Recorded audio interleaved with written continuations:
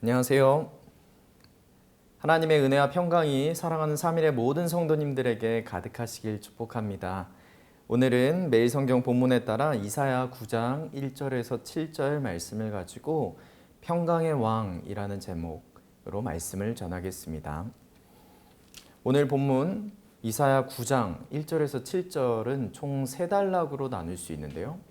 1절은 역사적인 배경, 그리고 2절, 3절은 즐거움의 회복, 그리고 4절에서 7절은 아들을 통한 구원입니다. 먼저는 1절 말씀을 보도록 하겠습니다. 1절에 역사적 배경이 나오는데요. 어떠했습니까? 전에 고통받던 자들에게는 흑암이 없으리로다. 옛적에는 여호와께서 스불론 땅과 납달리 땅이 멸시를 당하게 하셨더니, 여러분 여기에 스불론과 납달리가 나옵니다. 지리적으로 이 두 곳은 이스라엘의 북쪽에 위치했습니다. 그러다 보니까 이방 민족의 침략이 매우 잦았어요. 이스라엘의 어떤 공격이 있을 때에도 이 지역으로 많이 들어왔습니다. 이방 민족과의 교류가 많다 보니 혼혈인들도 많이 있었습니다. 순수 혈통을 강조했던 유대, 이스라엘 백성들에게는 이 나라는 이방의 갈릴리였던 것이죠. 여러분, 그런데 아무래도 이제 전쟁이 많았다 보니까 그만큼의 어떤 고통, 슬픔, 환난, 멸시가 많은 지역이기도 했습니다. 그런데 이 지역은 사실 전쟁을 그래도 사사시대 때에는 잘했던 지역이었습니다. 용맹을 떨쳤고요. 그래도 이 전쟁에서는 그래도 꽤 힘이 있었던 지역이었는데요. 시간이 지나면서 특히 9세기 이후에 아람의 팽창과 더불어서 세력이 급격히 약화됩니다. 그리고 하사엘과 베나다 시대에는 거의 다메섹 지배에 놓이게 돼요. 그러니까 얼마나 그 고통이 있었겠습니까?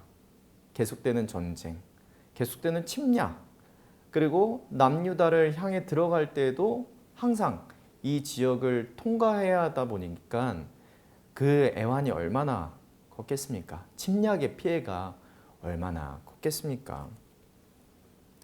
여러분, 북이스라엘이 멸망할 때도 아수르는 이곳을 통해서 들어왔습니다.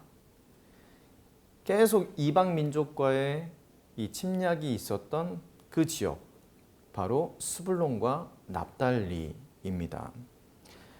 그런데 여러분, 이 스불론과 납달리 땅은요, 은유적으로 보면 바로 지금 우리가 살고 있는 이 땅이기도 합니다. 그리고 우리 마음이기도 해요. 우리 자체가 스불론 그리고 납달리이기도 합니다. 우리 좀 생각을 해볼까요? 여러분, 우리가 살고 있는 삶의 현장은 어떤 곳입니까? 사단은 지금도요, 우리 성도님들을 어떻게든 하나님과 멀게 하려고 침략해 들어와요. 여러분의 마음을 통해서 계속 들어오죠. 우리의 상황 가운데, 환경 가운데 계속 어려운 처지를 주면서 전쟁을 시도해요. 그때마다 우리의 마음이 연약해지면 어떻게 됩니까? 계속 공격을 받는 것이죠. 전쟁에서 싸울 힘이 있을 때는 예수님을 의지해서 싸우는데요. 그렇지 않으면 어떻게 돼요? 계속 뒤섞이는 거예요. 혼혈 민족이 만들어지는 것처럼 계속 우리의 신앙이 계속 혼탁해지는 것입니다. 스불론과 납달리 땅은 당시 이스라엘 땅만을 지칭하는 것이 아니었습니다.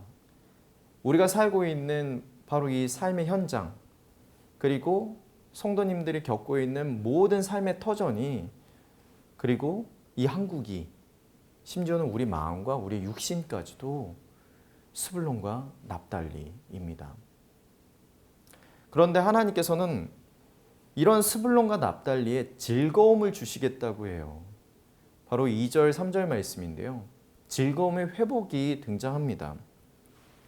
먼저는 하나님께서는 즐거움을 주시기 위해 사전에 하시는 일이 있는데요. 그것은 바로 빛을 비춰주십니다. 2절 말씀에 보면 흑암에 행하던 백성이 큰 빛을 보고 사망의 그늘진 땅에 거주하던 자에게 빛이 비치도다. 여러분, 즐거움이 회복이 되기 위해서는 우리에게 무엇인가의 무엇인가 도움이 필요합니다. 근데 그 도움은 우리 자체에서 일어날 수가 없어요. 우리 자체에서 그 즐거움을 막 만들어내고 싶어도 상황이 또 어려움이 극복이 되지 않고 내 마음에 어떠한 그 위로가 없다면 즐거움은 여러분 가식적인 즐거움밖에 되지 못합니다. 무엇인가 우리 안에 해결이 있어야 돼요. 근데 그 해결을 받기 위해서는요, 빛이 비춰줘야 된다는 것이죠.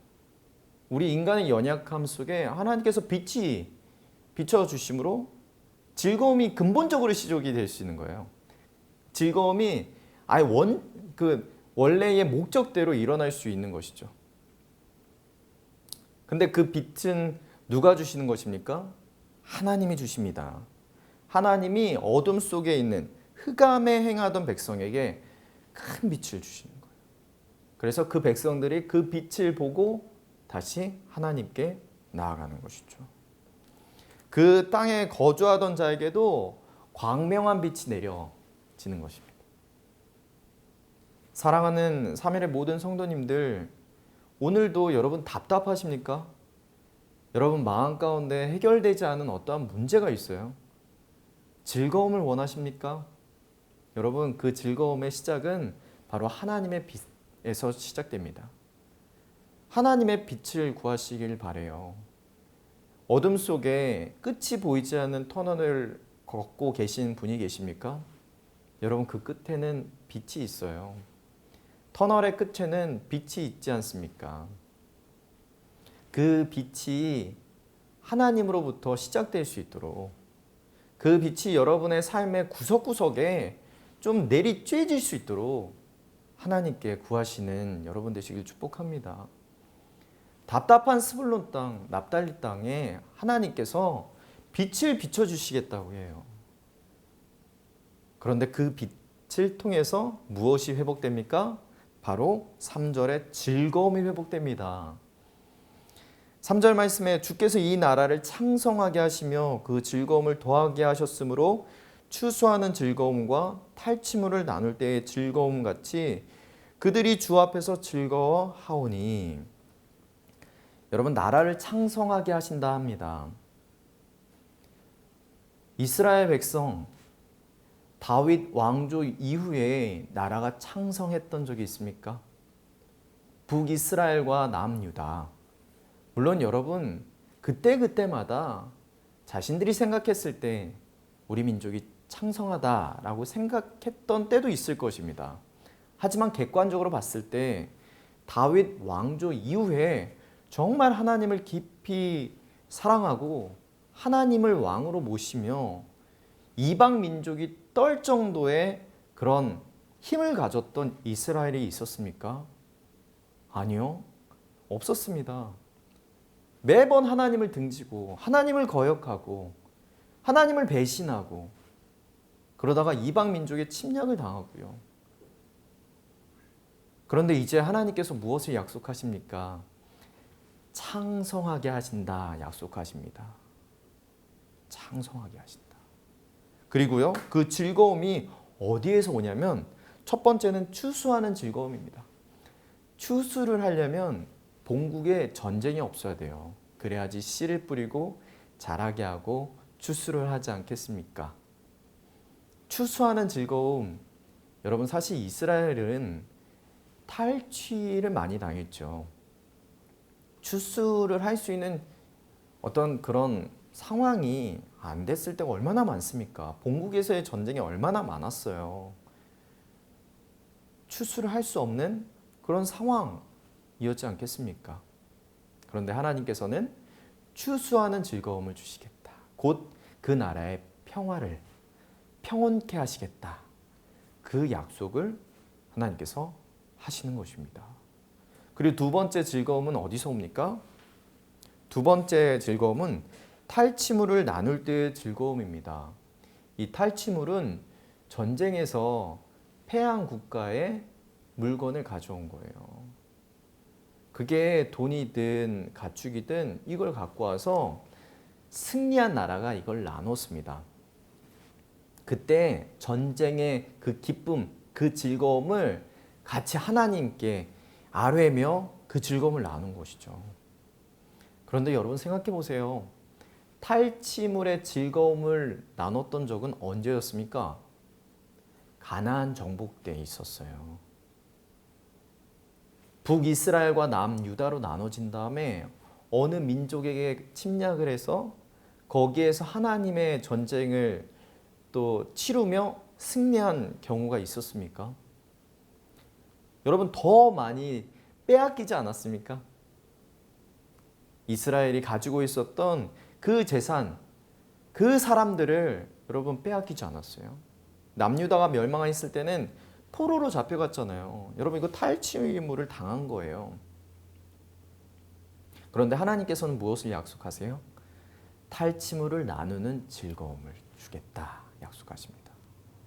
여러분 추수하는 즐거움, 탈취물을 나누는 즐거움, 이거 지금 이 남유다 사람들에게 있어서는요, 이거 정말 꿈 같은 즐거움인 거예요. 이거 상상 속에나 있을 법한 즐거움입니다.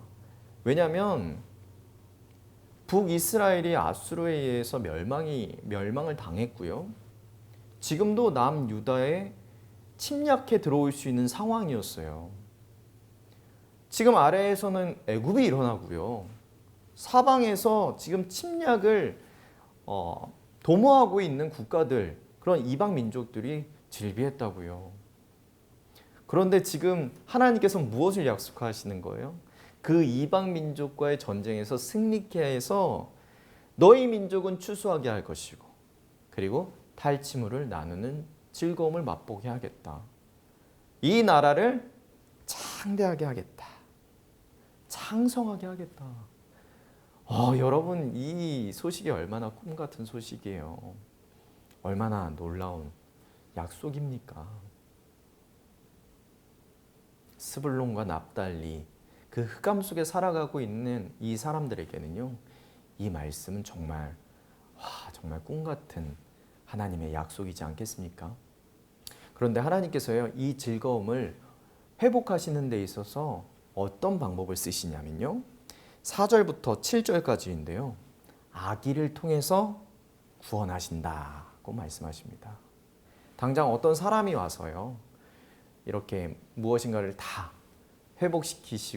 회복하고 전쟁을 이기게 하는 게 아니라 한 아기를 통해서 구원하신다 라고 말씀하십니다.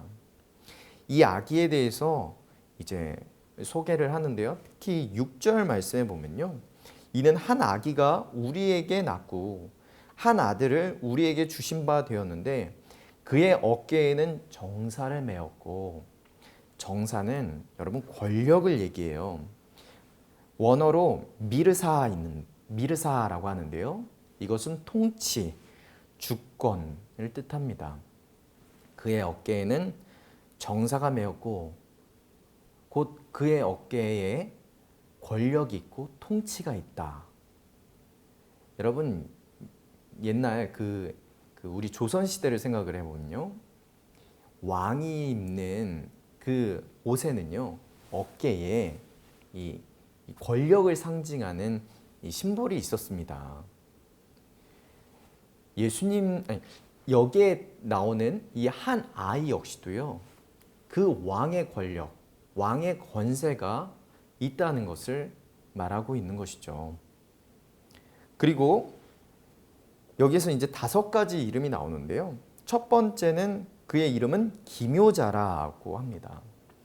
이 기묘자는 아주 놀라움을 얘기해요. 근데 특히 이 말의 뜻을 우리가 좀 쉽게 이해하자면 이건 영어로 좀 보면 됩니다. 영어로 wonderful이에요. wonderful. 여러분 wonderful 언제 하죠? wonderful은 막 기분이 너무 좋을 때 하잖아요. 그러니까 이 아이의 이름이 wonderful이라는 거예요. 그리고요, 이 wonderful, 곧 이 놀라운 이 일을 할 수 있는 분이라는 뜻입니다. 그냥 딱 보고서는 표면적으로 와 놀랍다 하고 박수 치는 게 아니라요, 그 놀라움을 할 수 있는 그 존재, 그 아이가 그렇다는 거예요. wonderful, 그리고 이 wonderful을 할 수 있는 사람.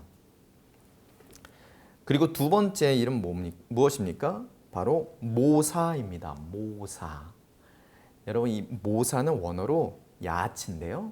이 야하츠는 뜻을 보면 지혜로운 상담가라는 뜻입니다. 여러분 우리가 성령님을 보혜사 성령님이라고 하잖아요. 근데 이 보혜사의 뜻도요. 상담가, 돕는 자라는 뜻이에요. 그러니까 이 아이가 그냥 왕으로서 그냥 사람들을 지배하고 다스리고 그냥 억누르는 존재가 아니라요. 어떤 아이입니까? 그 곁에서 조언을 해주고 상담을 해주고 힘이 되어주고 그런 조력가. 영어로 보면요. 카운셀러입니다. 친절한 카운셀러.